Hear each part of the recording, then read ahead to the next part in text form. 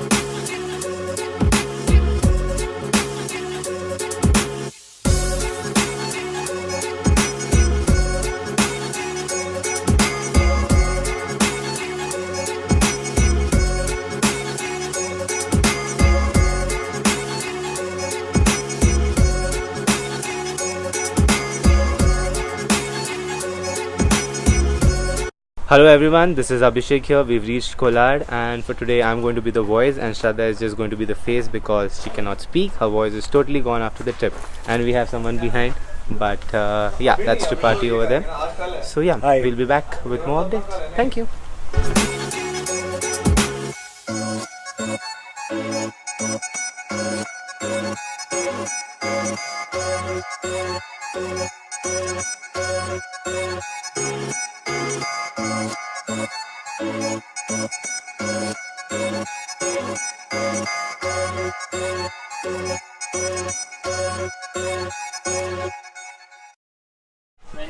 We've reached the kayaking spot now, so after kayaking we're going to do zip lining. Damn excited for this, and even if I'm excited, she still can't speak, so looking forward to when she can speak again. See you.